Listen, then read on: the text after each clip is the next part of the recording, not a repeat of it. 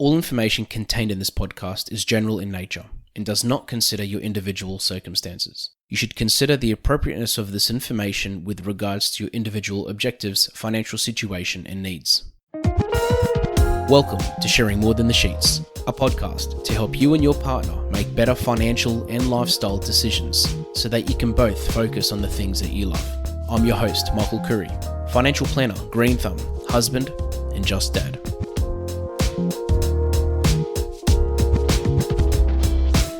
This segment is called Michael's Magic Moment. It's my opportunity to play a little snippet from one of our previous episodes which resonated with our listeners, that I received feedback from, or I felt really had an impact on some people's lives. Hope you enjoy.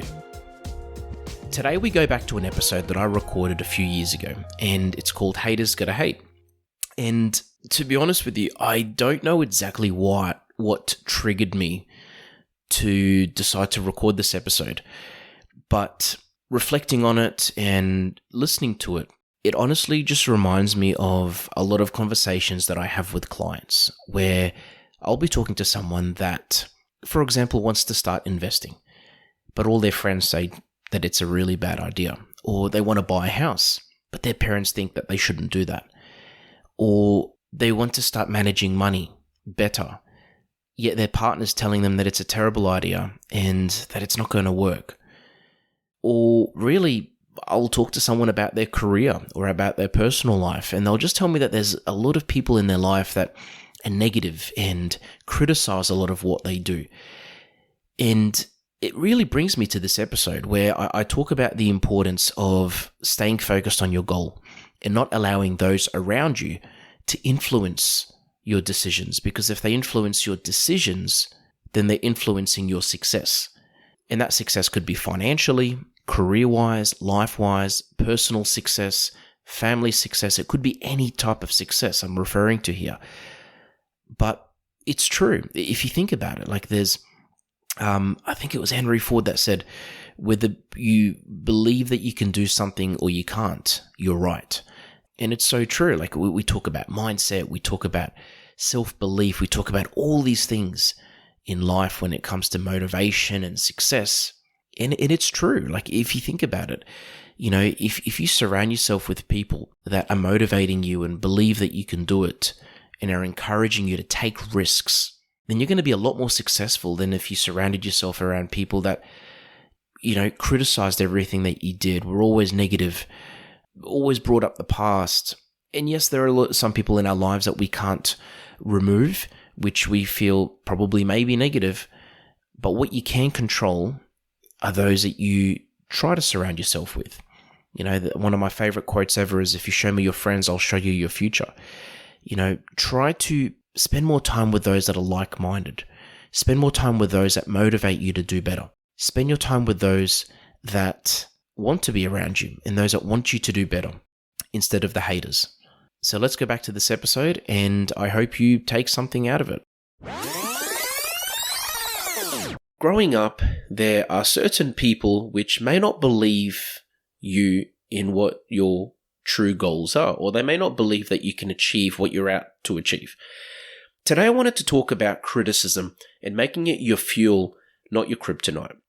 About using these words that sometimes people might say to you as a form of motivation, and to avoid, hopefully try to help you avoid being discouraged from achieving things. And all I can say is, if you look at any example in history of people that have achieved anything great or anything that is of significant substance, we'll call it, these people, they had ups and downs.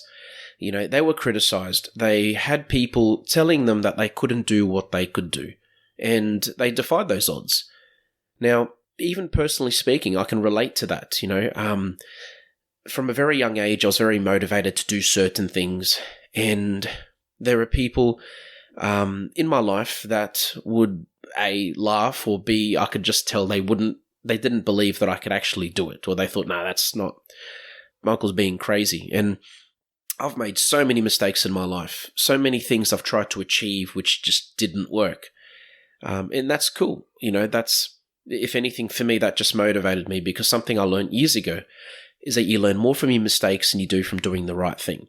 And over the years, there are certain things I've wanted to achieve, and I've had people say to me, that's not going to work, or just, as I said, it's just been very obvious that that person didn't believe me. And when I talk to other people, especially those that are very successful in what they do and have worked really hard to be where they are, and they're in a certain position, whether it's a position in a company or whether they're a sporting athlete and they've won medals or they've achieved certain things, it's a common theme. And when you hear people saying something to you like, yep, you're crazy, you're never going to do that, there's two ways of handling that. One is, A, get discouraged and think, yes, that person's right. How crazy am I to think that I can do this?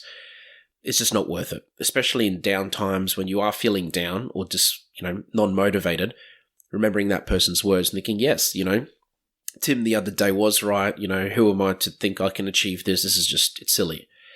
The other way is to use it as you feel, to use it as a way of saying, hold on a sec, I'm going to prove that person wrong. I'm going to prove these people wrong. These people that didn't believe me or don't believe in me, I'm going to show them that I can actually do this. And what you'll actually find is that will create fuel, and that will create this pressure inside you to do what you want to do, or what you've set out to do. The other thing as well is to take it as a compliment. Like, for example, if somebody said to me, hey, I'm going to lose 2 kilos over the next 6 months, I'd be like, yeah, that's great. Good on you. I think you can do it. 2 kilos. Yep. You're definitely capable of achieving that goal. But if someone said, hey, I'm going to lose 30 kilos in the next 6 months, and I was to say to that person, and my thought process would be, that's a massive goal. And if I was to say to them, I don't think you can do it, in a way, it's a compliment, because I've acknowledged to that person that goal is a big goal, and it's something that's significant. And if it's significant enough for me to think that they can't do it, it's obviously significant enough for them to want to work towards it or to try to achieve it. It's monumental. It's something that's not ordinary, if that helps.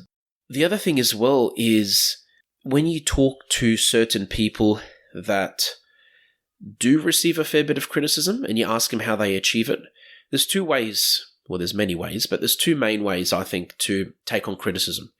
One way is to ignore it. So someone will say something to you and you say, yep, all good, sweet, thank you, ignore it, disregard, move on, keep doing what you're working towards doing.